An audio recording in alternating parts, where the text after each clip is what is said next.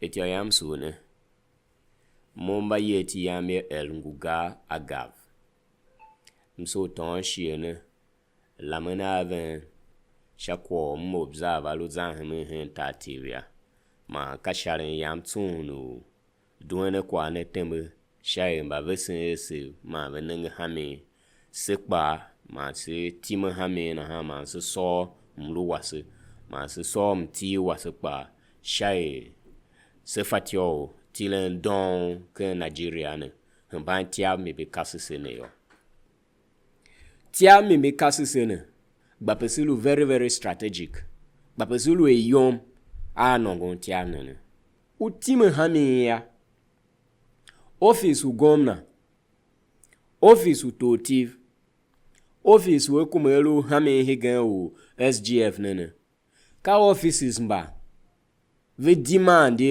yo mba velo diplomatic ke approach u ve shaka even when velo kedzegedza yo jepa expect ye velo diplomatic Gaya who accusing the ember fanning the embers of hatred, ember fanning the embers of division. Henta wase.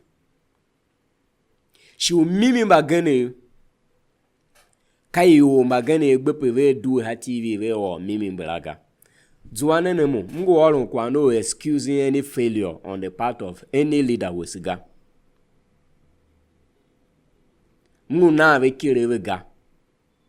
Bam wolo ne kwa tem he shame ma mnengeni ya alaga melu shamiga ba alaga tso melu shami na hande mo iti ambi zanhemu ya embande wolo na ha aka gani ka gom na egbepo le yem ha television une oga yes bape gom no ne yem ha television une tisi shima vihin which atesiga une tesimbia shima vihene baba Gana Zulum u Borno State atesi ke video esambele minsulu nengela pa gomna wese tesi kwalaga ngula simba zohono na mokpa mu zohon shakwala baka gomna ne yem ha TV une da yo hon sekpe ga ka totiv une yem ha TV une lu da yo hon sekpe ga ka kume une da nyo ke Federal Executive Council une toge chame hon sekpe ga kayo mbanga bape se TV o yesi si toge chamu hon sekpe bandi velu busy ele diplomatic akave lala o meeting ba ele u discussion tables machine mba yatemalo la mene kala la why seti semba gene ba se local government ga silu gere hon sekpe semba social cultural organization Mzough kan bia ya vene na ha tama no lungwa kenge Mzough TV bakunda yo ya ka nyomo mene Mzough TV we lamga Mzough TV shine kpekpo bamba heme no Mzough TV we esco emlu lamen hegen Mzough TV we esco bashin esco shun kadi ha kwatada velo nenge hinta Yoruba mbia kwa nengwe ta Yoruba kan oni ofife ayeme ha TV asun enum gao ka láàfin of Ọ̀yọ́ gao ka Olúbàdàn ga ka madeji ma oba anywhere ga ka gom na ve yeme ha TV ve tonge chamu ve pe hon ve pe gao baka we tan kuma we suan we wanna G left and right we filing cases against government ka feni fere spokesperson we feni fere hamashie ko ongwa liamina lula me ya uzayomba hita igbo ko no ka vela mena ko gomna ga ka we damn ko governors we shengen gomna kana alame na yemen kan ohaneze ndigbo vela me ve yemen kan Basi ungwa sifa pe mimi eludun ya hachu sifa e gom na ka o party hinta ijo National Congress more prominent than Mzough TV kita na Mzough TV wesine yosi ni Mzough TV hita TV kanyive mbia kwane na ha himbia shiene na ha Mzough TV afeti olamenga. In fact, angbane ne kpishi emlu lamene alon pinene olu na lu heme na lu President General Mzough TV ala gane faga. Ayila mbagande he deli mom apineveve yilati President General Mzough TV ala godzo ayolu vutan kele ba feti President General Mzough TV ga. Bagane velu yilanti I Chief Edward Ujege, bagane velu yilanti Justice Utaha. The current one afaga. Maon paka urukile kiga. Ba pesilu smart. Si bumega o tip ka biumoga. O tip ka ololu tsep yo. Na ha hele na siwa nyoke pative umma wesi Jimmy Chi. Mlu o tip chi ma igma hasha pati ne. Mzough TV yemza hinge hine tok ba igomna. Oluna lo haikon e ga gomna oluna lo haikon ki gomna la chima kana dictating direction Mzough TV ne yemye alu ola na ngu yeme e otomia yeme ha TV ha ma she o ko fula ni ne Mzough TV ave really press conference vingele no communique ba e gomna huge ima on yo yeme ha TV olo ko zan TV o ha ko fula ne ga olo ko benu e fula ne vitanti a benu e ga ne ya Mzough TV pa mangu vi Mzough TV nemba kposu wa state government. Nemba an arm o government ga. Sifat you're excusing the traditional institution vemba part of government. But nem Mzough TV sifat you're excusing nega. Uolu mimi ko tanti absha government ga. Ungwe mgwalo na hame tane numba government ve afa Mzough TV ngukposu ga. Baba Mzough TV une zuwa ve government. Awas government ta solon ka mimi. Baba Mzough TV une huwa vi we government vilu wele party ga. Baba Mzough TV une interest Mzough TV first. Ka TV. Ka party ga. Ka wolu haikonga. Mzough TV mde. Ni yavi mde ne. Balu Mzough TV kwe ya. One wanye Mzough TV kwe. Na asifa agbape hide form mba Mzough matimba gene vya se form ve. Agbape aye ribet Mzough TV ya. Aye ribet Mzough TV. Na hasilu en active Mzough TV. Mo nguga office wangu hiboko. Office wangu kwa jili yi ka secretariat Mzough TV la. Uza hijili ngela hiwa ota wan. Ka nyana nya hijili yila secretariat Mzough TV la.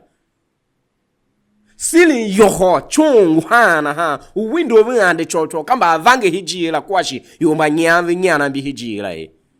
Ka kyavu tesi Mzough TV be. Ka yanga mene yomba lame. Mieti ala mbavi teta num ha avese yove wase yo. Bamba lame ha TV. Ba Mzough TV ngu shong Mzough TV lamga. Tio yam TV nenge. Tane Jimmy Chi ko yila media. Media ngu very very powerful. Kam media we shaping opinion ba yoro yo. Kam media ka use opinion molding ye.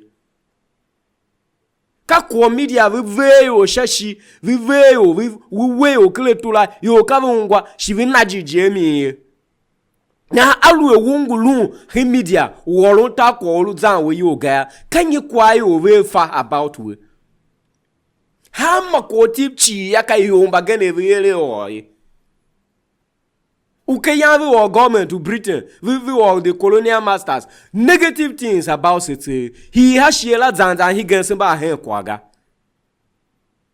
kai joy gane ye ba ye shative ko wife hospitality basma learn a lesson ga how much he has malu proactive gas malu reactive kava tuanze yumi asimo si challenge o ha Facebook ha social media si via.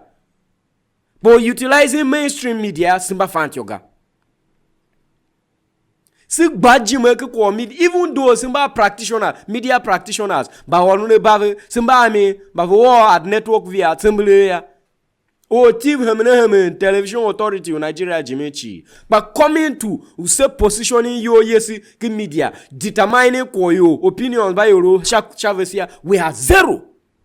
Ki party ka olune woko kanja igeta Nigeria team by other statement Ghana ha. Kwanwe za yo lama ha me kita TV kita Nigeria ka yi o TV ha television uda pinena mbampinga.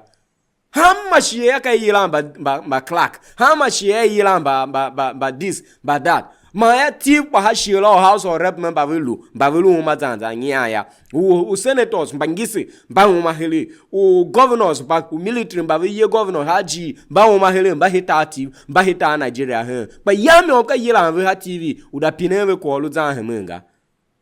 Ve yolo ve pa yilan ba newspaper or publishing story ke newspaper ka ko very cheap ya.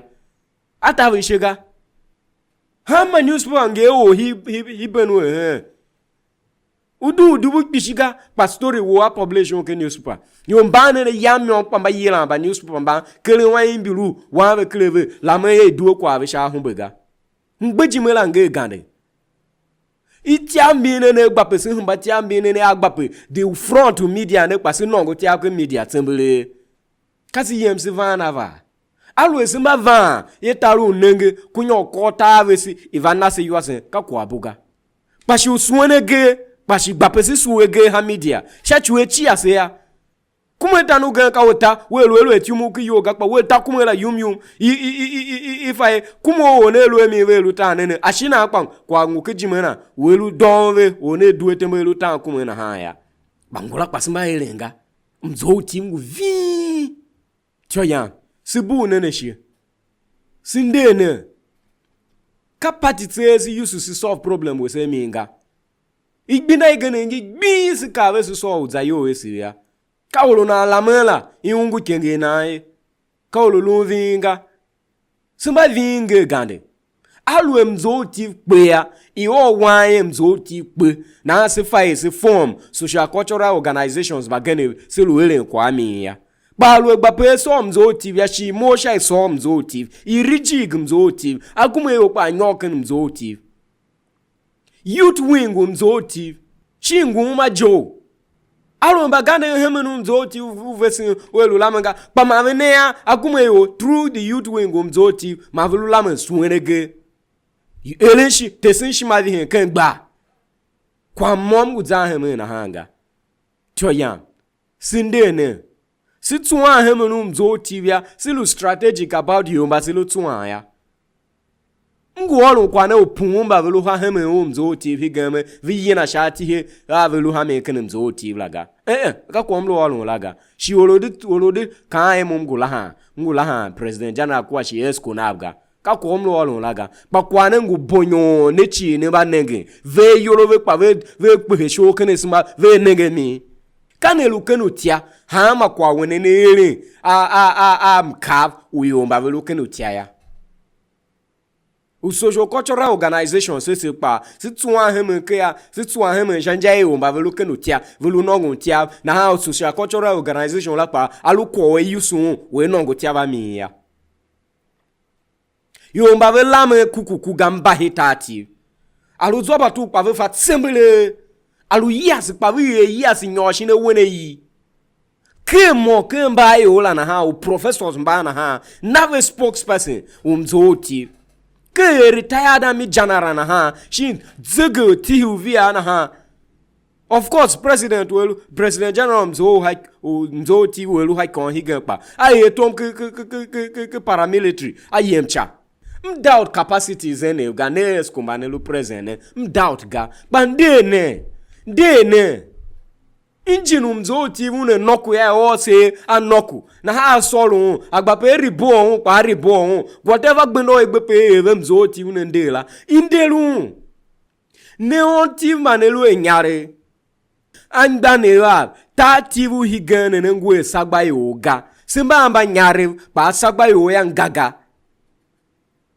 shagba wo ka na ekwasha shagba na ekwasha hia bayomba sulu emi higa badzuwa na nyare ka ha chu igbove ma chombo vete kwa be na Mzough TV pakala ngwe nyare ga agba Mzough TV kimi nyare o la me ha TV alu yila gomna na nyarega yila kuma na nyarega yila speaker na nyarega shin senators ma na nyarega je ni fa kwala ala ga one humba Mzough TV aga na nu zo na ha ala ga shin ka nyare ki neve Mzough TV we feti o ren ko egbe peve go pam faga Mzough TV ne pa duwe ne kwa ne ketembe alwe gomna ngona na nyare ki ne ka egbe pe ne ga agbulu ona alu ta ke patine ga na nyare ki ne kwa ga duwe ne mi tembe na ha se Samuel si contribute nyare Mzough TV alwe nyare ki une kume une ta une la mage une suege whatever out in egbe pe Mzough TV une la chi Mzough TV une luebu uduwe tembe ren kwa la ya duwe ne hin kpai gom na sha nimba e political wing ga lune njoto aka gane to ti une because of diplomacy shin political correctness shin via office na une lu aluko one duwe tembo ne o gakpa aye ke afati o yere kreven ni duwe ne lam kwala gom na jekpa ashie gane ye kreven une disagree ave ne ha TV jekpa ki yo ya anum ne hinya anane kwa ke we ni duwe ni za ye kwa ke tembe akuma pa ye kneve yo bagamba vi ye kneve na ha ni duwe ni ye kwa TV la andane se mount na pressure Mzough TV nde alupe solo ya se pas contribute na gbenda no matter how se fatio ere la chi se so na Mzough TV nde alu vibrant alu active kadzambe Mzough TV hiu la mene udu na se gume yo nyone ne vesikin Mzough TV tyo yam su ne beme hide hen ta wase ken jozwa ken jowawe si court ya mbene le tsembele si do yewesi si nongombi si himbambi on all fronts msu ne tyo yam